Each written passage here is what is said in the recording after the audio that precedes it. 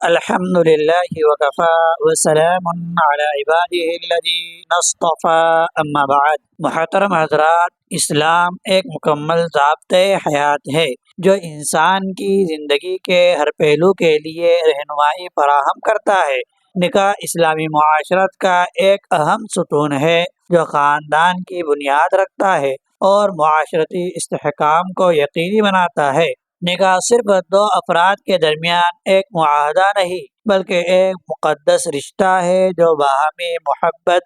احترام اور ذمہ داریوں پر مبنی ہے۔ تاہم زندگی کے نشیب و فراز میں بعض اوقات حالات ایسے پیدا ہو جاتے ہیں کہ نکاح کو برقرار رکھنا ممکن نہیں رہتا۔ ایسے مواقع پر شریعت نے عدل و انصاف کے ساتھ رشتہ ختم کرنے کے لیے اصول و ضوابط فراہم کیے ہیں تاکہ نہ صرف فریقین کے حقوق محفوظ رہے بلکہ معاشرتی توازن بھی برقرار رہے۔ آج کے اس وقت میں ہم ان اصولوں پر روشنی ڈالیں گے جن میں نکاح ختم کرنے کے لیے جو باتیں ہیں، جو کام ہے، جیسے طلاق، خلا، دہار، ایلا اور فسخ نکاح، ان مسائل کو قرآن و سنت کی روشنی میں سمجھنا اور ان کا درست اطلاع کرنا نہایت ضروری ہے تاکہ رشتوں میں عدل و انصاف قائم رہے اور سماج میں امن و سکون برقرار رہے۔ تو نکاح کو ختم کرنے والی چیزوں میں سب سے پہلا سبب طلاق ہے۔ ہم نے طلاق کی حکمت اور ضرورت کو کل گزشتہ کے سبق میں پڑھا ہے، سمجھا ہے۔ اب سمجھتے ہیں کہ طلاق کی اولاً دو قسمیں ہیں، یعنی طلاق دینے کے اعتبار سے لفظ طلاق کو استعمال کرنے کے اعتبار سے دو قسمیں ہیں۔ نمبر ایک طلاق سنت اور نمبر دو طلاق بدعت، جسے طلاق بدعی بھی کہا جاتا ہے۔ طلاق سنت سے مراد یہ نہیں کہ یہ نبی کریم صلی اللہ علیہ وسلم کے طلاق دینے کا طریقہ ہے، بلکہ طلاق سنت سے مراد وہ طلاق ہے جو شریعت کے مقرر کردہ طریقے کے مطابق دی جائے اور جس کی رعایت کرنا واجب ہے۔ اس کے دو طریقے ہیں، نمبر ایک طلاق احسن، سب سے بہتر طریقہ، اور نمبر دو یعنی بیوی کو پاکی کی حالت میں صرف ایک طلاق دینا اور عدت کے دوران اس سے رجوع کا موقع دینا۔ نمبر دو طلاق حسن، مناسب انداز میں طلاق، مسلسل 3 طہروں میں ہر طہر کے دوران ایک طلاق دینا، یعنی ماہواری کے درمیان طلاق دینا منع ہے تو ماہواری کے بغیر، ماہواری کے جانے کے بعد پاکی کی حالت میں عورت کو طلاق دی جائے اور ایک طلاق دینے کے بعد میں عدت کے دوران رجوع کا موقع رہے تو ایسے کو طلاق احسن کہا جاتا ہے۔ اور دوسرا طریقہ یہ ہے کہ ہر پاکی میں ایک ایک طلاق دی جائے، یعنی لگاتار کہ ایک ماہواری آئے اور اس کے بعد میں جب پاکی کا زمانہ آئے تو ایک طلاق دے، پھر ماہواری آئے، پھر دوسرے پاکی کا زمانہ آئے تو دوسری طلاق دے، پھر ماہواری آئے، پھر تیسری پاکی کے زمانے میں طلاق دے، یہ طلاق حسن ہے۔ اور طلاق بدعت وہ طلاق ہے جو شریعت کے خلاف طریقے سے طلاق دی جائے،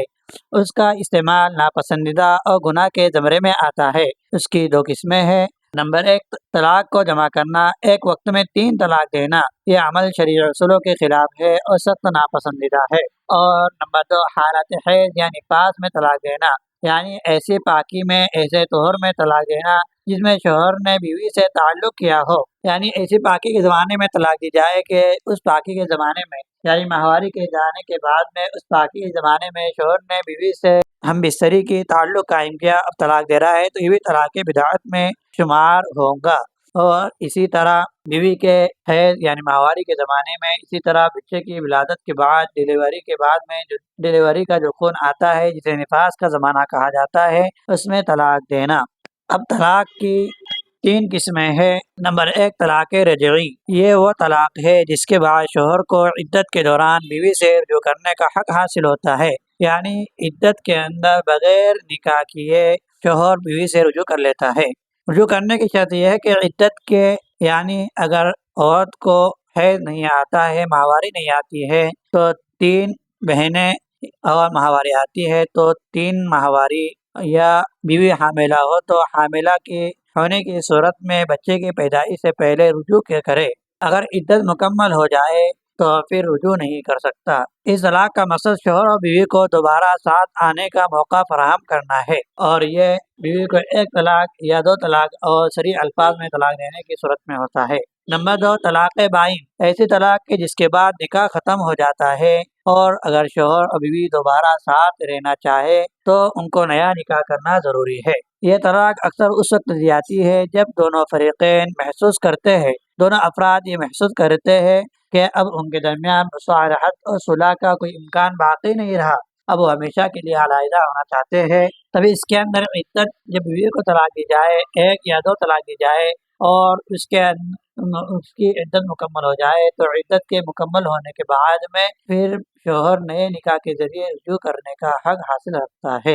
اور یہ طلاق اس صورت میں ہوتی ہے جب طلاق بائن کی نیت سے یا کنایہ اور اشارے والے الفاظ جو طلاق کے لیے استعمال ہوتے ہیں ان کے ذریعے طلاق دی جائے۔ اور نمبر 3، طلاق مغلظہ، تین طلاقیں دینے کا عمل یعنی تین طلاقیں ایک ساتھ دینے کا عمل طلاق مغلظہ کہا جاتا ہے۔ یعنی شوہر اگر بیوی کو تین طلاقیں ایک ساتھ دے یا علیحدہ تین طلاقیں دے دے تو اس طلاق دینے سے بیوی مغلظہ ہو جاتی ہے، جسے طلاق مغلظہ کہا جاتا ہے۔ اس کے بعد شوہر اور بیوی کا دوبارہ اکٹھا ہونا شرعاً منع ہو جاتا ہے جب تک کہ عورت کسی اور مرد سے نکاح نہ کرے اور پھر سامنے والا شوہر اس نکاح کو ختم کر دے، چاہے اس کی وفات ہو جائے یا وہ طلاق دے دے، پھر یہ شوہر اول کے لیے حلال ہو سکتی ہے۔ یہ طریقہ شریعت کے نظر میں ناپسندیدہ ہے اور عام طور پر اسے حتمی علیحدگی کے لیے استعمال کیا جاتا ہے۔ اگر طلاق مغلظہ کا عمل نہ ہو تو لوگ بھی طلاق کو کھیل اور مذاق سمجھیں گے، اور قرآن مجید میں طلاق کے لیے واضح رہنمائی فراہم کی گئی ہے کہ فرمایا کہ الطلاق مرتان فامساک بمعروف او تسریح باحسان، کہ طلاق دو بار ہے، دو مرتبہ ہے، اس کے بعد یا تو اچھے طریقے سے بیوی کو رکھ لینا ہے یا حسن سلوک کے ساتھ رخصت کر دینا ہے۔ اس آیت سے واضح ہوتا ہے کہ طلاق کا عمل سوچ سمجھ کر انجام دینا چاہیے اور ہر ممکن کوشش کرنی چاہیے کہ دونوں فریقین باہمی رضامندی سے اختلافات ختم کر کے نکاح کو برقرار رکھے۔ آج کل طلاق کو غصے یا جذبات میں آ کر استعمال کیا جاتا ہے جو کہ شریعت کے اصولوں کے خلاف ہے، اور تین طلاق ایک ہی وقت میں دینا یا غیر ضروری وجوہات پر علیحدگی کا فیصلہ اپنا لینا معاشرتی خرابیوں کو جنم دیتا ہے۔ طلاق کا براہ راست اثر نہ صرف میاں بیوی بلکہ بچوں اور اس کے مستقبل پر بھی پڑتا ہے، اور خاندان کے دیگر افراد اور سماج میں بھی اختلاف اور دباؤ کی کیفیت پیدا ہو جاتی ہے۔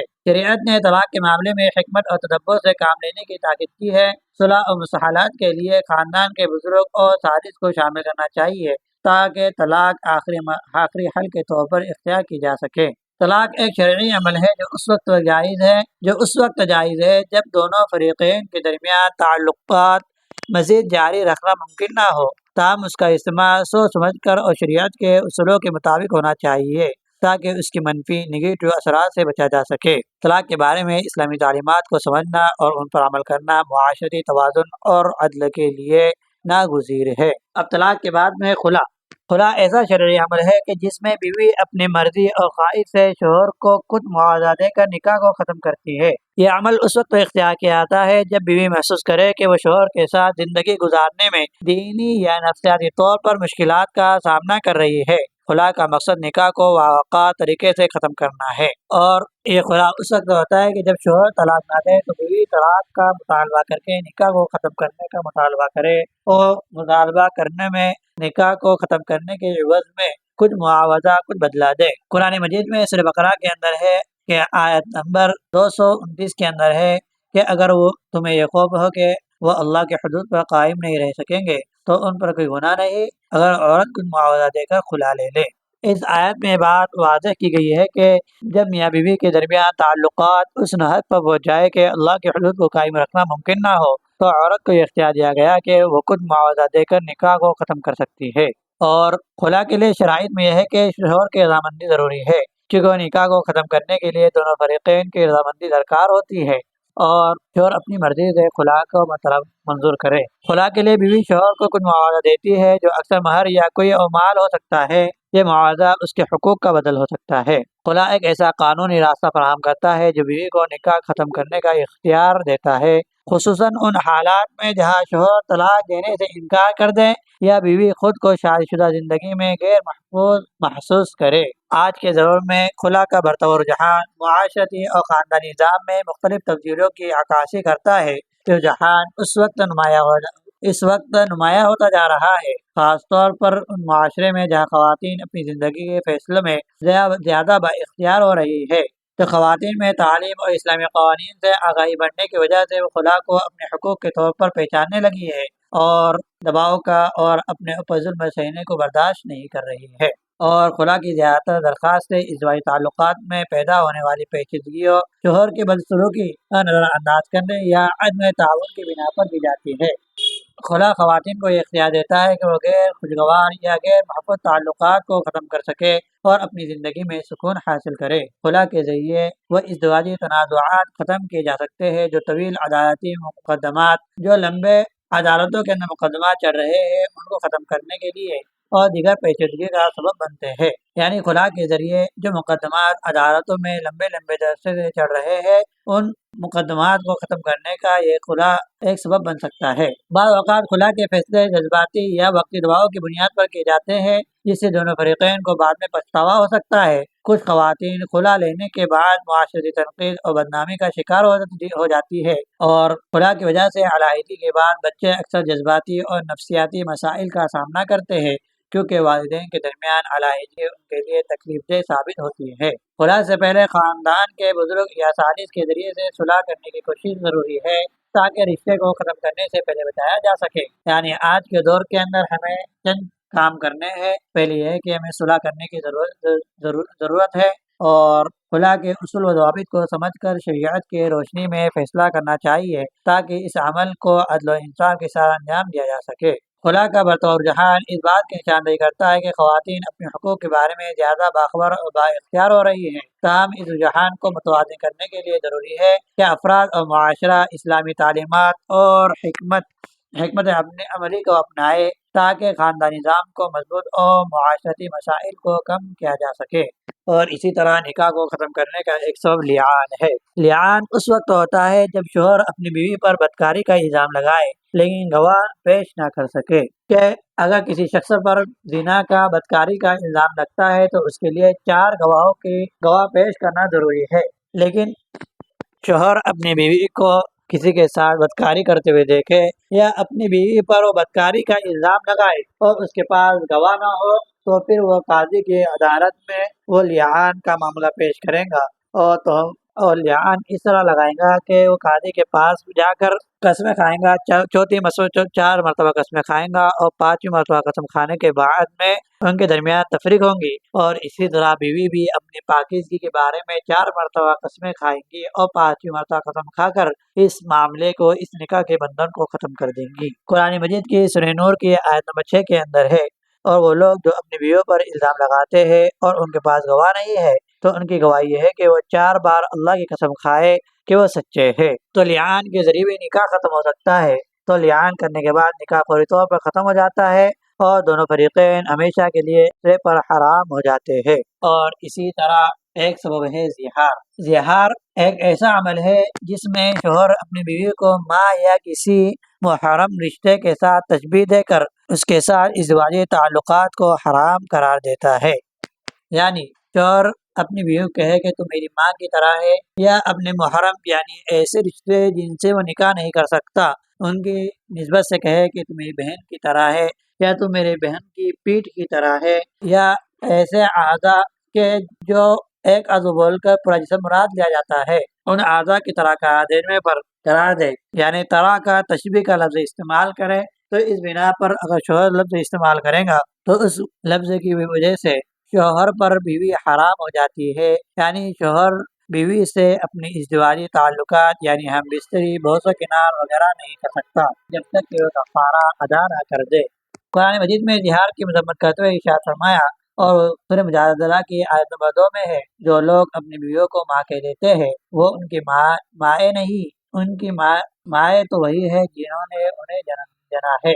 اگر شوہر نے اپنی بیوی کو اپنی ماں کی طرح قرار دیا ہے تو اب اس وقت بیوی اس کے لیے حلال ہوں گی جبکہ وہ کفارہ ادا کرے۔ تو زہار کا کفارہ یہ ہے کہ وہ مسلسل 2 مہینے کے روزے رکھے یا 60 مسکینوں کو کھانا کھلائے جبکہ روزہ رکھنے کی طاقت نہ ہو۔ اور 100 ایلا، زمانے جہالت میں لوگ قسم کھا لیا کرتے تھے کہ میں تجھ سے کبھی نکاح نہیں کروں میں تجھے کبھی چھوڑوں گا، تجھے طلاق نہیں دوں گا، اور نہ تجھ سے ہم بستری کروں گا، تجھ سے دور رہوں گا۔ اس طرح عورتوں کو تکلیف پہنچائی جاتی تھی، لیکن اسلام نے اس طریقے کو ختم کر دیا ہے۔ اسلام نے ایک متعادل عمل پیش کیا ہے جس کا نام ہے ایلا۔ ایلا اس عمل کو کہتے ہیں جب شوہر قسم کھا لیتا ہے کہ وہ اپنی بیوی کے ساتھ ازدواجی تعلق قائم نہیں کرے گا۔ تو قرآن مجید میں اس کا ذکر فرمایا کہ سورہ بقرہ کی آیت نمبر 226 کے اندر ہے کہ جو لوگ اپنی بیویوں سے تعلق نہ رکھنے کی قسم کھاتے ہیں ان کے لیے 4 مہینے کی مہلت ہے، پھر اگر وہ رجوع کر لے تو بے شک اللہ تعالیٰ بخشنے والا رحم کرنے والا ہے۔ تب اس کے اندر یہ کہ اگر شوہر نے 4 مہینے بیوی سے دور رہنے کی یا اس سے زیادہ ہمیشہ کے لیے یا سال بھر دور رہنے کی قسم کھا لی ہے، تو اب اگر 4 مہینے گزر جائے اور شوہر بیوی سے تعلق ہم بستری قائم نہ کرے تو طلاق واقع ہو جائیں گی، اور اگر شوہر بیوی سے تعلق قائم کر لے تو شوہر اپنی قسم توڑ کر، یعنی شوہر نے ایسا تعلق قائم کر لیا تو گویا کہ شوہر نے اپنی قسم کو توڑ لیا۔ تو اگر شوہر اپنی قسم توڑ کر تعلق قائم کرے تو اسے قسم کا کفارہ ادا کرنا ہوگا۔ قسم کا کفارہ یہ ہے کہ 10 مسکینوں کو کھانا کھلائے، یا 10 مسکینوں کو کپڑے دے، یا ایک غلام آزاد کرے، اور اگر ان میں سے کچھ بھی ممکن نہ ہو تو 3 دن کے مسلسل روزے رکھے۔ یہ ہم نے طلاق، خلا، لعان، جہاد اور ایلا کے متعلق پڑھا ہے۔ اب یہ ہے کہ شوہر بیوی کو خلا نہ دیتا ہو اور بیوی کو شوہر سے علیحدہ ہونا ہے، جدا ہونا ہے، تو پھر اس کے لیے ہے کہ نکاح کو ختم کرنے کا ایک شرعی عمل ہے جو کسی بڑی وجہ یا عیب کی بنا پر ہوتا ہے۔ فسخ نکاح کے لیے قاضی یعنی قاضی کا فیصلہ شرط ہے۔ اگر عورت کسی معقول عذر کی وجہ سے شوہر سے تفریق کا، جدا ہونے کا مطالبہ کرے اور شوہر طلاق دینے پر راضی نہ ہو، یا جنون کی وجہ سے اس کی طلاق معتبر نہ ہو، یا شوہر کے مفقود یعنی گما ہوا ہونے کی بنا، باخبر ہونے کی بنا پر اس سے رابطہ کانٹیکٹ نہ ہو سکے، وغیرہ وغیرہ، تو ان صورتوں میں نہ تو عورت اپنے طور پر شوہر سے الگ ہو سکتی ہے اور نہ ہی سرکاری عدالت مروجہ کے ذریعے نکاح فسخ کرا سکتی ہے۔ یعنی اگر یہ اسباب پیدا ہو جائے تو شوہر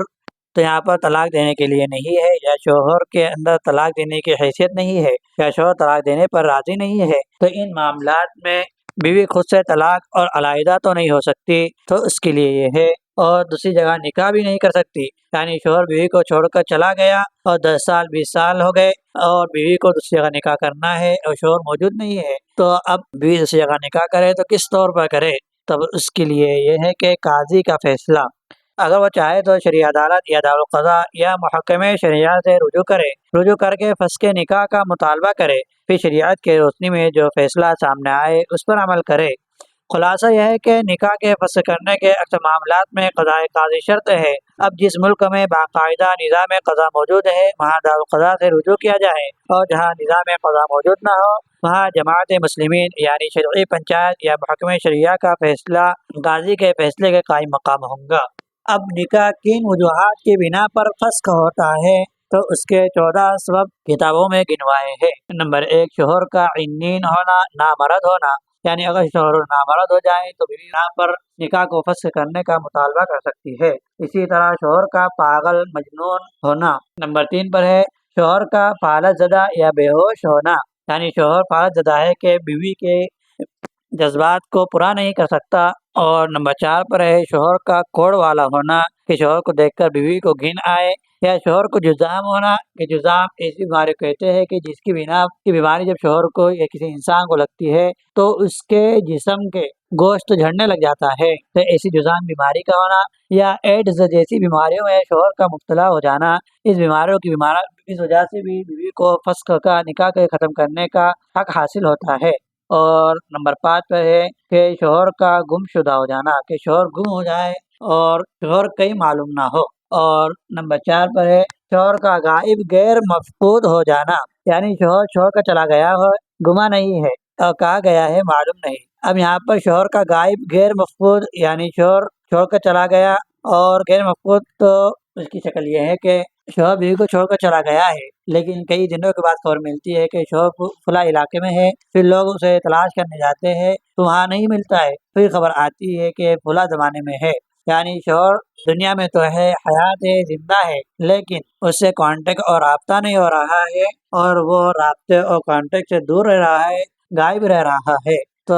ایسی صورت کے اندر بھی بیوی کو نکاح کے فسخ کرنے کا مطالبہ کرنے کا حق حاصل ہوتا ہے۔ اور نمبر 7 پر ہے کہ شوہر عمر قید یعنی لمبی قید میں ہو جانا، اور نمبر 8 پر شوہر کا سرکش ہونا، اور نمبر 9 شوہر کا بیجا مار پیٹ کرنا، اور نمبر 10 جو زوجین میں اختلاف اور شقاق کا پایا جانا، میاں بیوی کے درمیان اختلافات کا ہونا۔ نمبر 11 حرمت مصاہرت کی بنا پر فسخ ہونا۔ حرمت مصاہرت یعنی کہ داماد نے اپنی جوان ساس کے اوپر شہوت سے ہاتھ ڈال دیا، یا سسر نے اپنی بہو پر شہوت کی نیت سے ہاتھ ڈال دیا یا ہم بستری وغیرہ کر لیا، جس کی بنا پر حرمت مصاہرت ہو جاتی ہے اور میاں بیوی کے درمیان تفریق ہوتی ہے، اور اس بنا پر شوہر تفریق نہ کرے، طلاق نہ دے، تو بیوی عدالت کے اندر اپنا جدا ہونے کا مطالبہ کر سکتی ہے۔ نمبر 12 خیار بلوغ یعنی لڑکا لڑکی کی اگر نابالغ کے زمانے میں شادی کرا دی جائے تو بالغ ہونے کے بعد میں انہیں نکاح کو ختم کرنے کا حق حاصل ہوتا ہے۔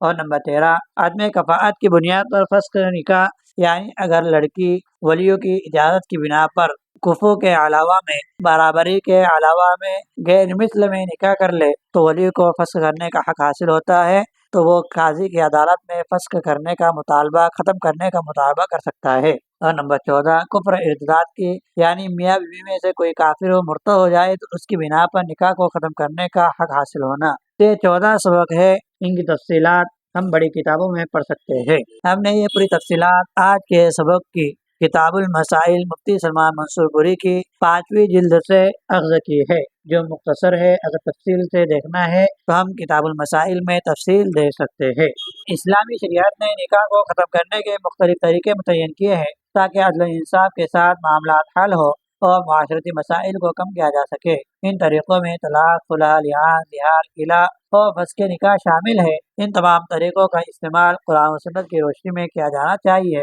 تاکہ معاشرتی سکون اور انصاف قائم رہ سکے۔ ان اصولوں پر عمل پیرا ہو کر صحیح اور متوازن فیصلے کیا جا سکے جو فرد اور معاشرے کے لیے فائدہ مند ہو۔ وآخر دعوانا الحمد للہ رب العالمین۔